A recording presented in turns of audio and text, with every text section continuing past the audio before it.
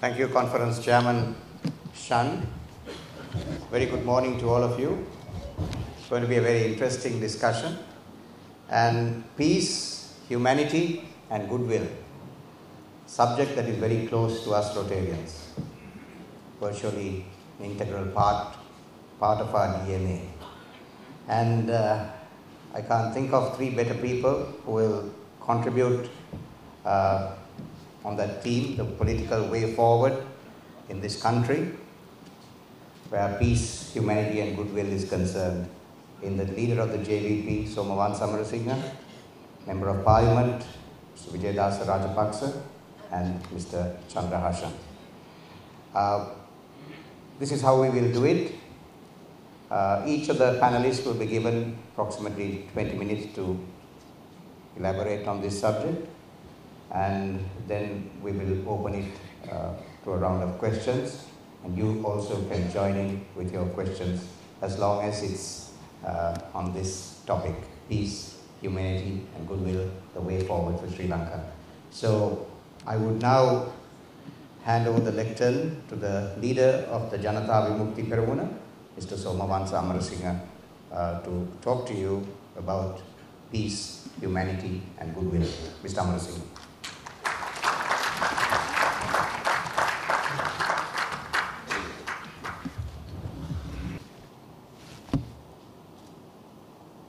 සියලු දෙනාට ආයුබෝවන්. වණක්කම්.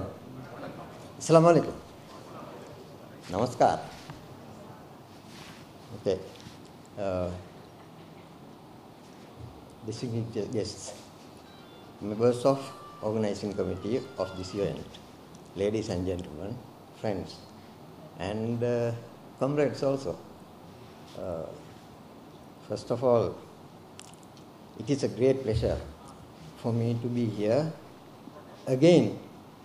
I think I came to meet you the year before, 2 times already. So again with you, Rotarians of the district RI 3220 in Sri Lanka. You invited me, if I can remember correct, to address you in 2 occasions before.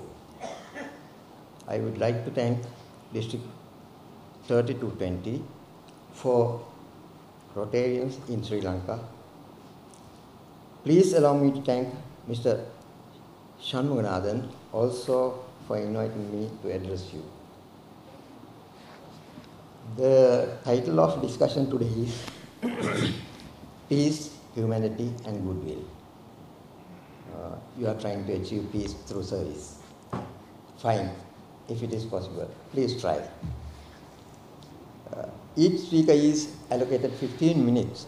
Now said, just now it was changed to 20 minutes to cover the subject of discussion.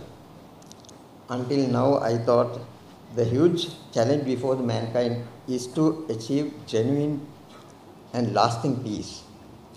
But it is equally a formidable task to discuss the subjects peace, humanity, and goodwill within 15 minutes or 20 minutes. Anyway, we are being tested. We believe that we are compelled to discuss more and more about peace in the world in general and peace in Sri Lanka in particular, because there is an actually real threat on peace. Without peace, we will not be able to discuss about humanity or goodwill. The world is interconnected irreversibly, we think. Although some people are making futile attempts to live in isolation after creating separate states or entities almost in all the regions in the world.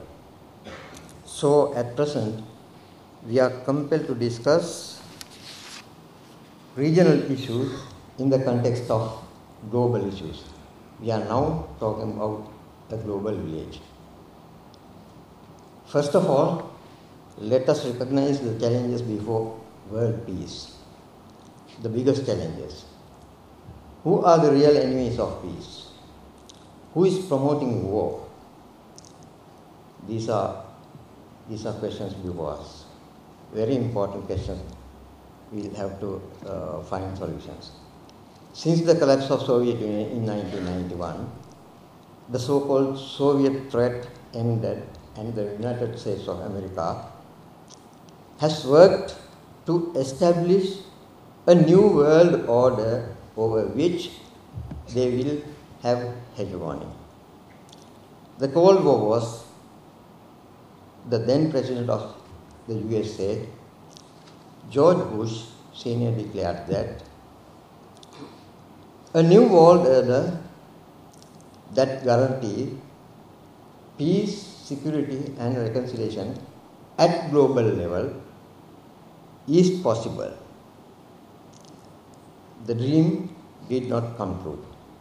Within few months after the Cold War ended, the NATO, which was formerly a defensive European alliance directed against the Soviet Union, was in 1999 transformed into an aggressive bloc which has no limits to its zone of action.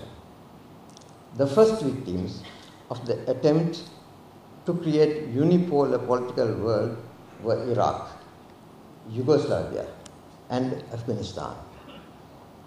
An attempt is being made to strategically encircle China, Russia and Iran, the only large states which might challenge the unipolar concept.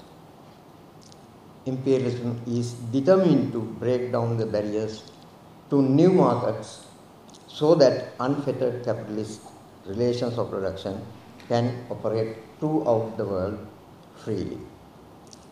Simultaneously, with this drive for imperialist domination, there has occurred since 2008 a major economic breakdown which has thrown most capitalist states into a prolonged recession, what is being experienced by us at this moment. Unemployment in USA and Europe has reached levels not seen for 75 years. Nevertheless, in their response to the economic crisis, the capitalist states, grouped into G8, G20, etc., have chosen not to focus on alleviating the distress of their peoples, like the Rotary Club is taking a genuine attempt to help the voiceless people throughout the world. Instead, they have handed trillions of taxpayers' money to their falling private banks and financial institutions. Military spending has not been diverted to pressing social needs. Rather, it has been increased to fund, drive the world political domination, which continuously unabated.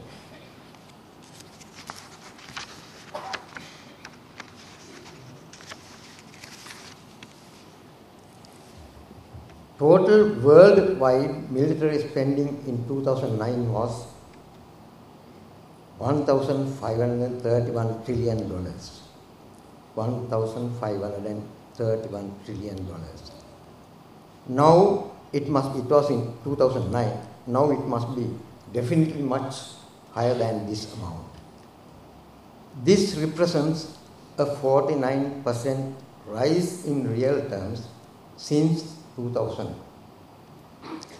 The USA and its NATO allies accounted for 7% of that figure. The USA alone spends 43% of total and is by far the world's biggest arms dealer, with 30% of global arms exports. Recently, the United States Congress approved, in the face of deepening economic crisis at home, $725 billion of defense spending for 2011. That is the largest military allocation since the World War II. The highest in history then. The pretext of preventing terrorism has not reconciled the American public to the imperialist war in Afghanistan. The opinion polls show 63% of Americans are opposed. Certainly the Rotarians of America also included, to the war. But since these discontented people are not organizing politically, the US and NATO has been able to carry on their invasion of Iraq and Afghanistan in the face of majority opposition at home.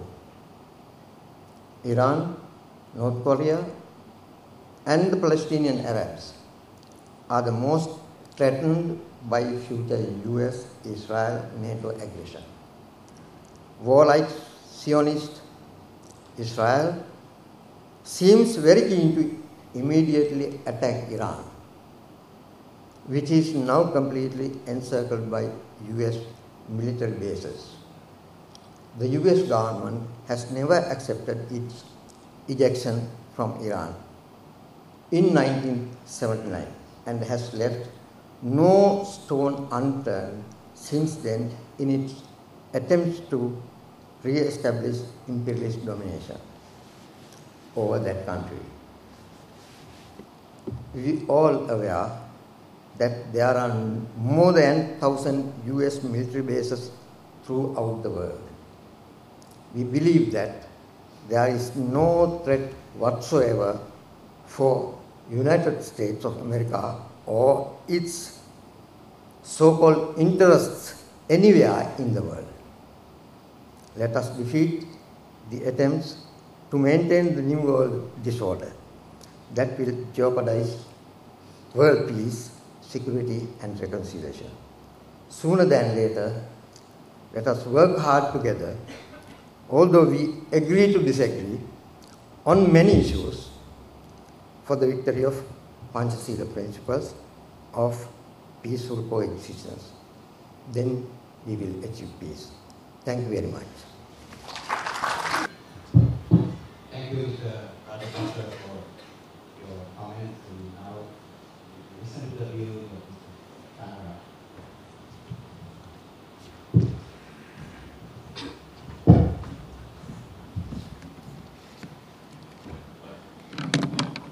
Thank you, moderator.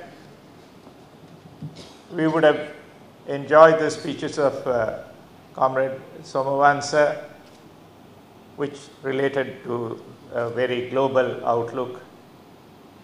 Then we went into the speech of Honorable Mr. Rajapaksa, who brought it in, challenging us to face reality in our own country. My task is slightly different. My task is, while we are conscious of the fact that there are challenges, I wish to share with you a practical experience of a success story, which would give confidence that we, who are today dealing with a topic well chosen by the Rotarians, can also be a guidance to us to become a role model in the world. If we have that opportunity, should we make use of it? And the example that I am going to share with you is something that will give you confidence. You are conscious of the fact that this country was confronted with a citizenship issue starting from the 1948 period. We had a situation where large numbers of persons of Indian origin, especially plantation workers who toiled for the country, were rendered stateless. They not only lost their citizenship, they lost their voting rights. The experience that we had undergone was where a section of them, after the disturbances that took place in the island in 1990, they had moved from the island into India, into refugee camps in Tamil Nadu. I have been working in the refugee camps from 83 to date, and therefore I have been walking along with these people. They were poor, the poorest of the poor, and they are classified as persons of Indian origin, but they came into India and they were referred to as Sri Lankan refugees. They are neither here nor there.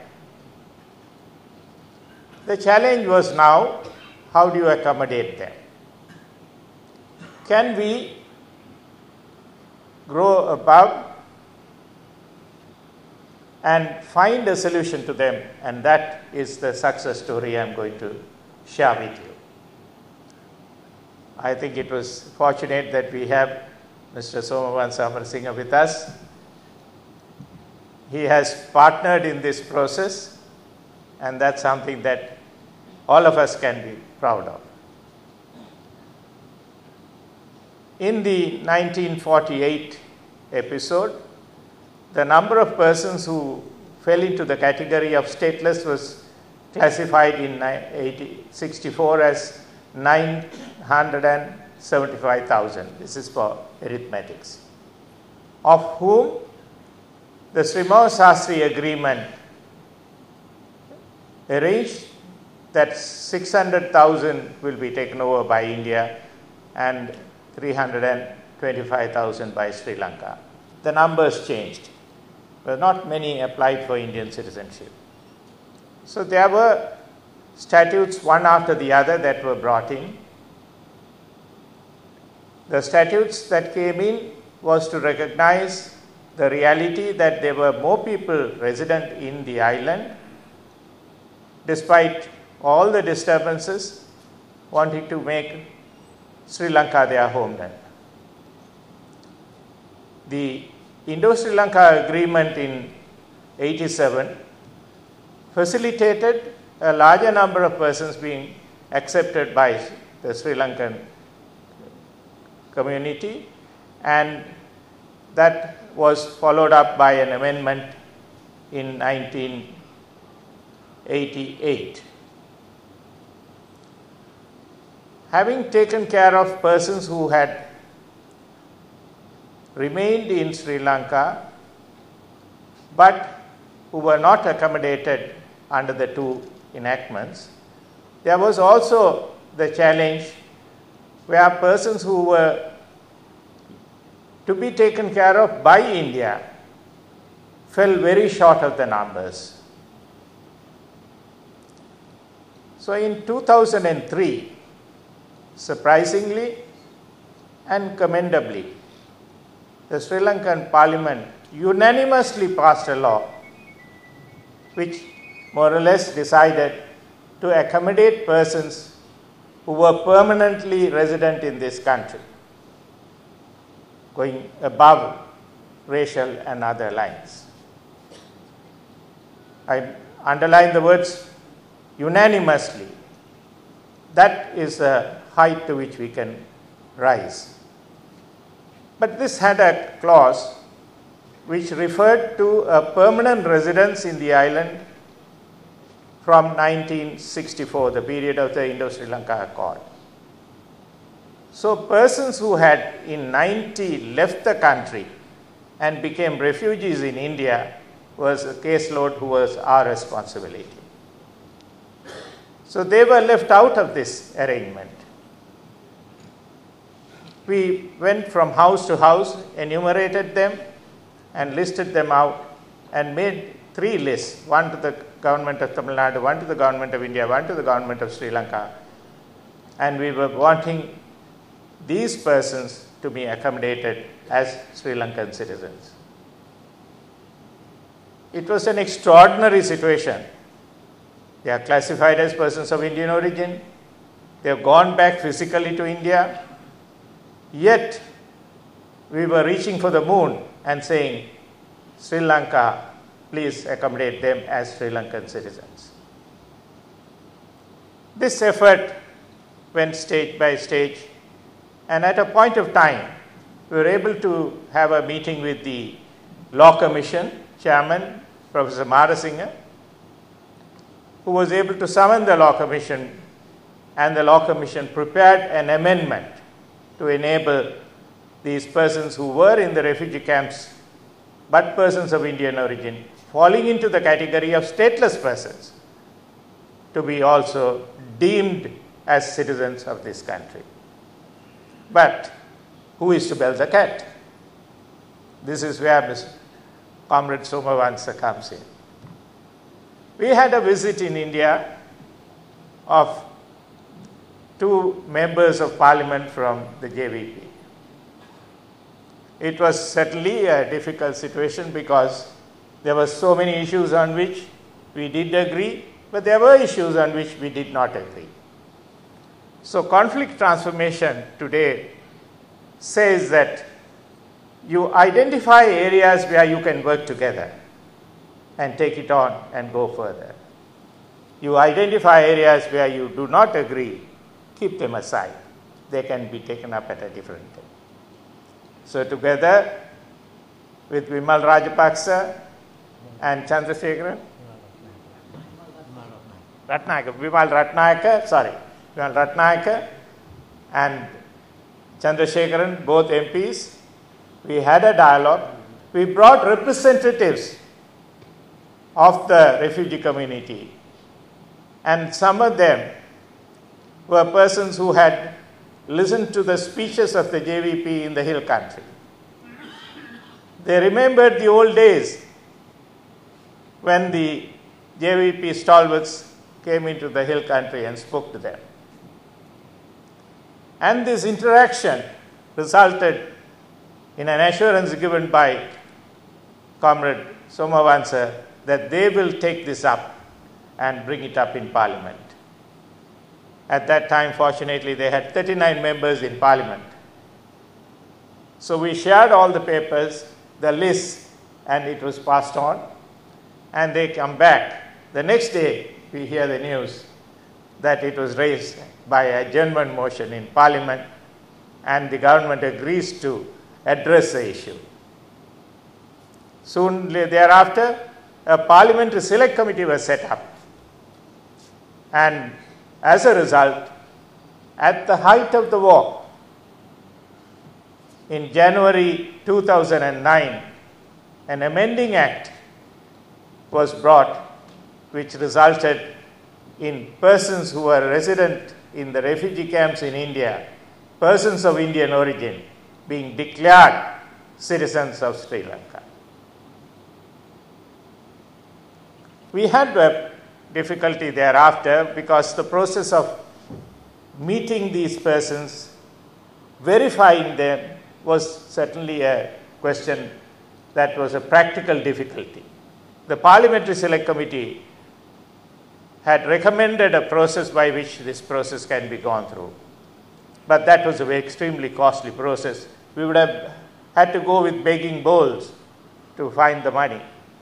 In fact, I told the Foreign Secretary, if the worst comes to the worst, let us stand at Golface Green with 2 begging bowls and find the money.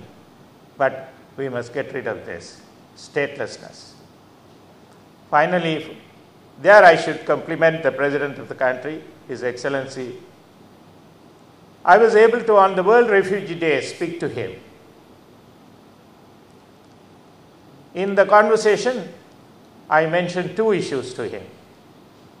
One related to the persons of Indian origin who are in the refugee camps who have to be verified. And I said the process of anyone coming in would probably be a costly process, but this needs to be done. The second issue related to statelessness that was being created day by day in refugee children being born in foreign countries, especially in India.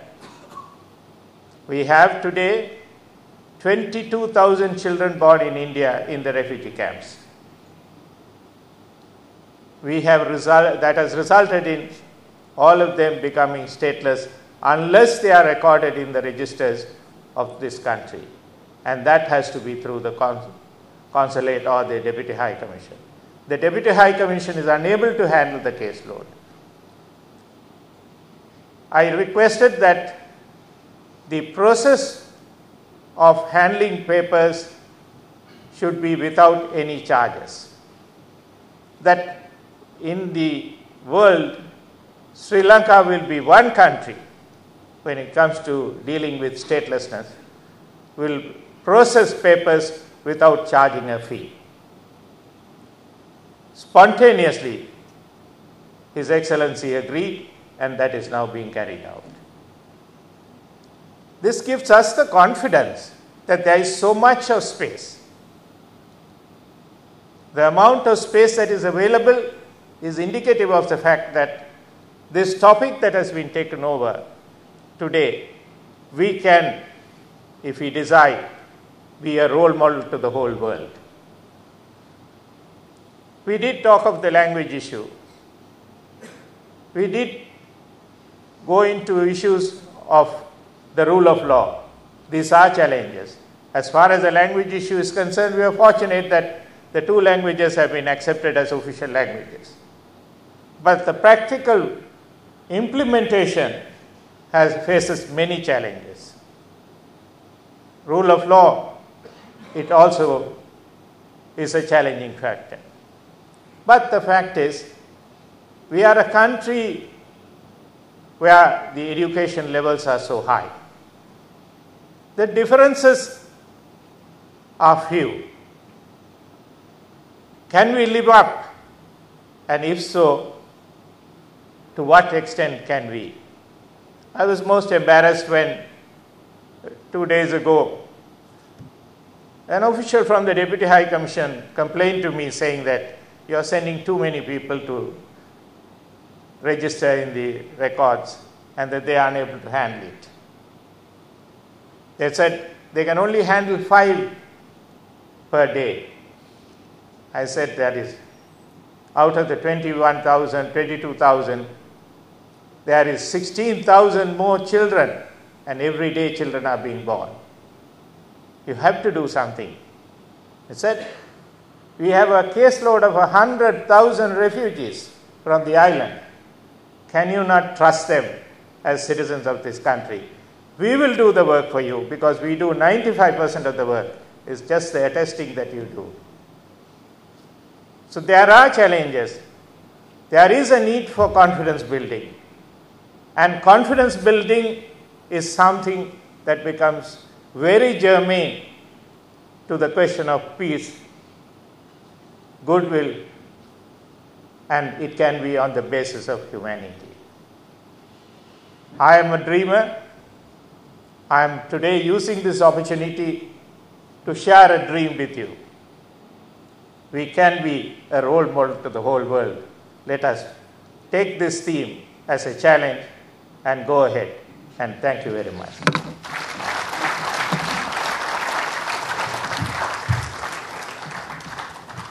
Now moving to a round of questions. I could ask the panelists,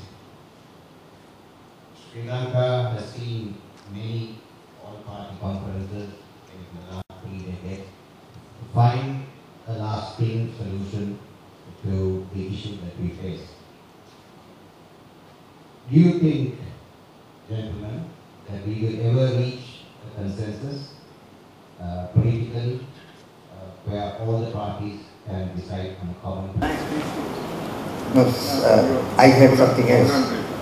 Now, you people have been talking about this all the time. Only 1% of the population have been listening to you all. We have seen this left parties for the last 50 years. Yes. They have been saying the same thing. And for the last 50 years, you couldn't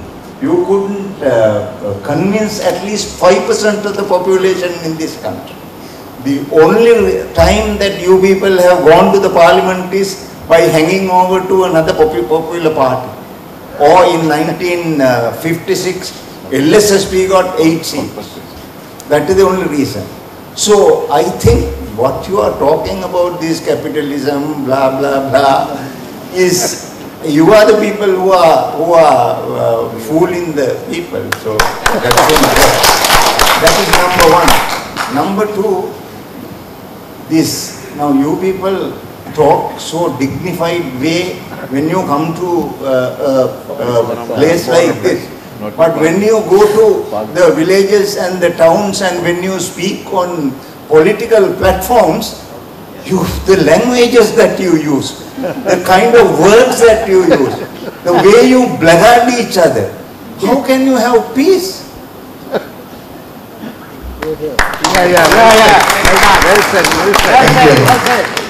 Thank you for raising some questions. Okay. If there are problems, that is why I said when I delivered my views regarding the topic that has been given, that we are agree to disagree. That is not, you can say anything against the JVP. I am going to say what the JVP thinks about these problems. So it is your pleasure, your right to accept it or not. I am not going to impose anything into your head. So that must be guaranteed. So again, I am telling you, I don't know whether you heard the speeches delivered by others on the political platform. It is true that we have not reached 1%. Okay, that is not the main problem that JVP is having. JVP has established a tradition in this country that I think any genuine person will accept it. There's a meter rule to measure the dignity, the policies, and many other things. That is the JVP. So I will go to the problem first. So we are going to increase our percentage, our political base. Don't worry. That is our issue. Don't support the JVP. You will support the JVP when we are convinced. We are going to convince you. Definitely we are going to convince you. We are going to convince you and you will accept it. There's no force. So, I think a lot of people have not listened to the JVP yet. Do you know the policy of the language policy of the JVP? You heard just now. You heard something from our comrade Fantastic. Just now. Put your hand up and say. Did you know about it? Did you know that the JVP brought a bill in the parliament to grant citizenship to all the displaced people in this country? No, you did not know. But I think you need it. Some of you are not talking the truth because it is favorable for the JVP. That I will, in front of you, I will tell you that you are not going to tell the truth about the JVP. You don't have guts to say that. And our language policy, still the language policy of this country, although Mr. Idilas said, Mr. Hassan said that he is happy that the two languages are being treated as official languages, Sinhalese and Tamil. No, we are not satisfied. We are not satisfied. There can't be a language for the state. State cannot have language. In chapter 4 of the Constitution, if I can remember correct, the clause number 2 of the chapter 4 says, chapter 4 is on languages. Am I correct? Yes. So the clause number 2 says, Sinhalese is the official language of Sri Lanka. Then goes the other clause and says, Tamil is also is also an official language of Sri Lanka. What do you think about that? What do you think about that? So it goes to another clause. The leaders of this country were not prudent enough to put it in one clause at least. Sinhala and Tamil are the official language of this country. No, it is not. It should not be like that. There are three languages spoken by Sinhalese, Sri Lankans. That is Sinhala, Tamil and English. So all three languages must be taken as, must be treated as national languages, not official languages. So that is the policy, that is the correct policy, that is why I think, that is why I said I will convince you. I don't know whether you are being convinced now. Please tell me. Please tell me. Economic policy. Okay, economic policies. That is not within the purview of this. Yes, even, I think I have dealt already with the economic policies of the JVP, of the capitalists. Okay, we have the capitalist system. You know that the system has failed, miserably failed, everywhere in the world. Don't you agree with me? It is not my creation. The crisis is not my creation. Okay, anyway, I will have to answer you for the other things that you said. Our language is very rude. Maybe so, because we talk the truth. Truth is, yes, it's bitter. Some people do not agree, do not like to hear the truth. When the truth is said, they get annoyed and they don't accept at the very first moment. No, that should not be the way. You listen, I listen to you without any problem. Because I must do that. The JVP must do that.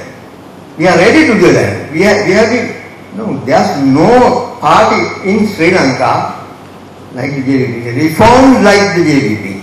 You know our history. You know very well our history. You are living in the history. You are not living in the present. Please think about what is happening in the present. We have been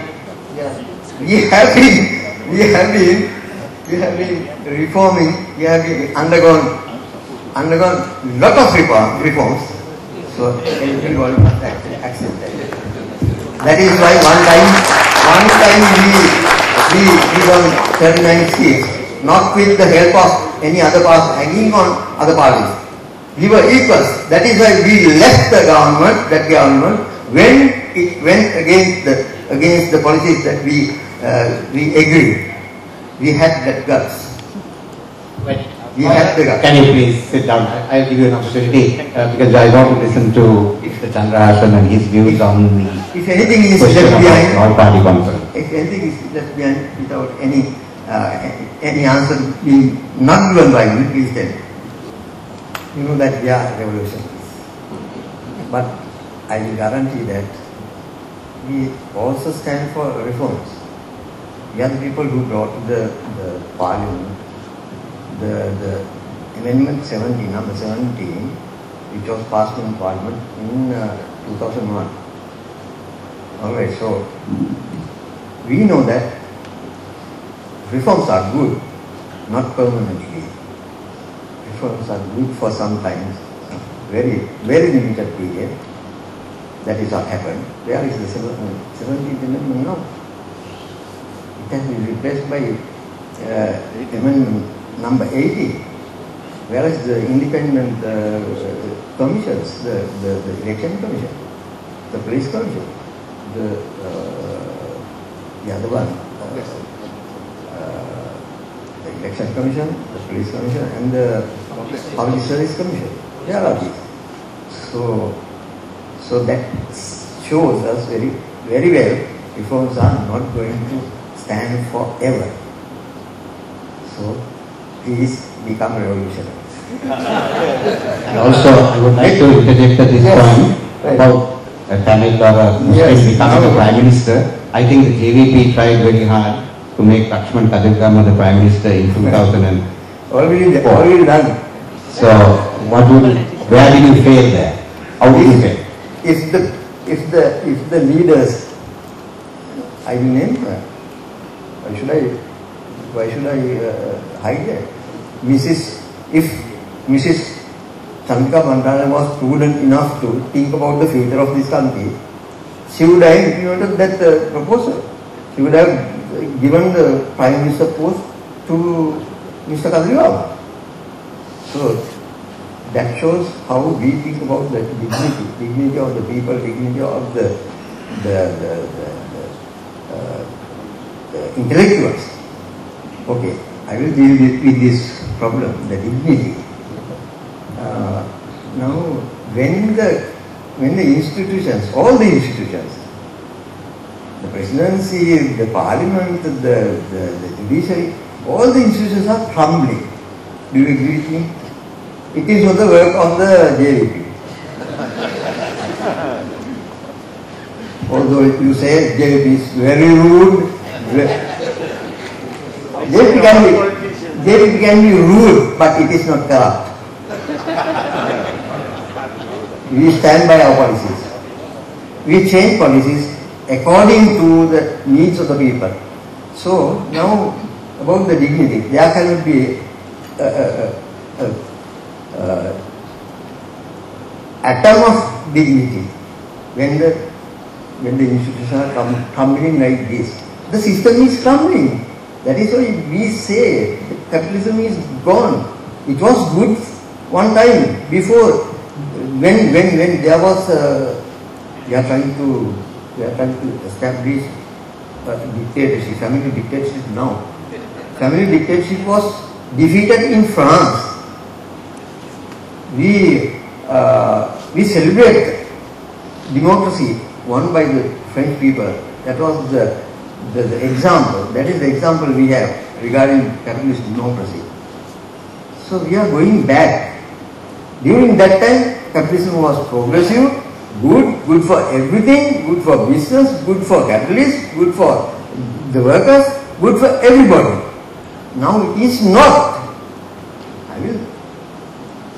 You are not going to convince that capitalism is good now. It is gone. It is old, like me. So we must stop that.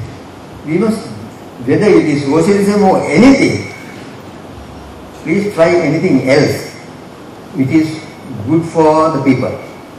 Good for the people. Let us we all together will find a solution for this. We will have to get rid of this system. Now about the dignity. Now we are not. I am not going to talk about anybody. This government or this president or any other president who is thinking of becoming the president of this country. And about the JVP, we will contest the presidential election to abolish the presidency. Only party in Sri Lanka that will contest the presidential election to abolish the system. Only one, no? You agree? You agree? Please wait until I finish. I listen to you. Now, when the things are crumbling, everything is crumbling, including the system, we are not going to safeguard the dignity, economic dignity of the people. Economically, where are the people now? Economically, tell me, there are many businessmen here, many industrialists here. Are you alright? Tell me the truth. Are you alright? There are people, there are businessmen, there are industrialists who meet us.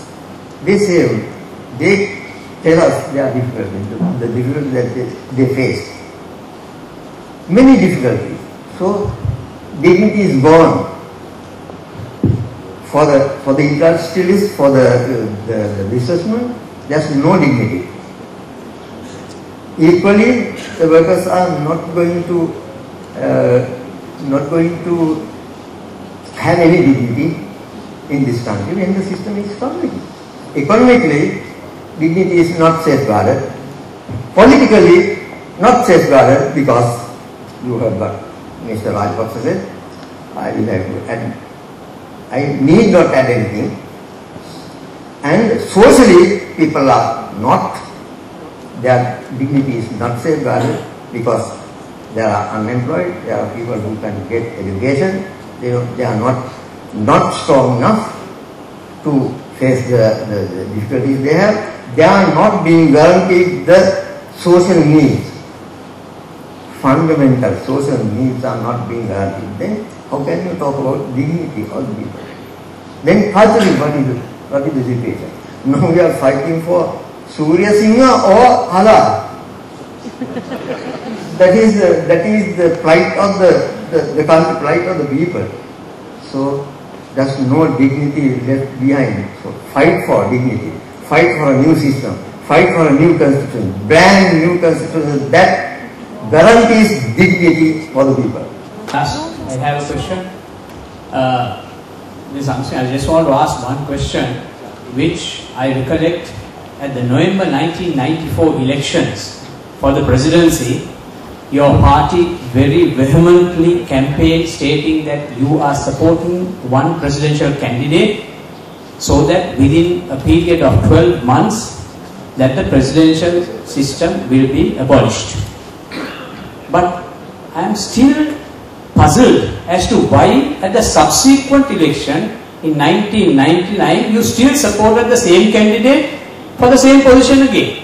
And now you are saying that you will contest and change the constitution.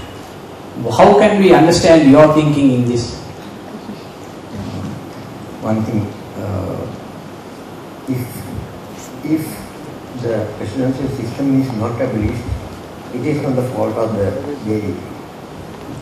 JVP supported her to abolish the system, but she did not do that. She is answerable. Number two, we supported Mr. Mahinda Rajapaksa not only for abolition of the presidential system, to defeat terrorism in this country, to bring equality, justice, national reconciliation, all that, to achieve economic progress, to achieve peace. So these are the things that we were based on. So not only abolition of presidential system. So it is not our fault. We have to, if the JVP contested in 2005, what would have been happened? JVP was not going to win the election. That was the truth. So we had to support any other person whom we can try so that to achieve peace in this country. So there's peace, relatively there's peace in this country now, relatively. All right. There are many things to achieve. So it was not a mistake or a miscalculation by the JVP. We did it properly. So we left the government at the correct time and we supported the government as far as the government was determined to defeat terrorism. That period has gone. To ask you, in 1971, the insurgency, how many people you killed? It's an old story, but anyway, we have to ask you about that as well. The revolution. Finish? I don't think that covers today's subject, and I think Mr. Amarasinghe also during his speech spoke about the mistakes that they have made and about moving forward. So, please allow me to answer. Please allow me to answer because he deserves an answer. Because we were living lives of the sisters of this country. If we are responsible for anybody's life, we are not going to say no. Yes. Don't think that it was a time like this. It was there was a civil war in this country. Civil war is not a in party. We have been fighting for our rights. It is a long story. Okay. So I think I have concised the answer to satisfy you. If you are not satisfied, please meet me personally. I will, no, because if I were to answer this question properly, I will have to bring a lorry load of documents that will prove the government was wrong, the government was undemocratic, government was criminal to launch repression against JVP. So JVP always say that JVP will stand by its policies. If anyone comes to attack the JVP will return in time. That is guaranteed. Okay. So we request everybody not to try that. Because we have been very patient. Very patient. You can remember about 1 year back. The government-sponsored gundas came to one of our election rallies and shot indiscriminately at the people who were in the meeting. Two people died there. So if it happened in 1971, it would have been a very, very sad story. You know. Yes, Mr. As I said earlier, we are reformed, we are patient, we know what we are doing. You can't clap with one question here, please.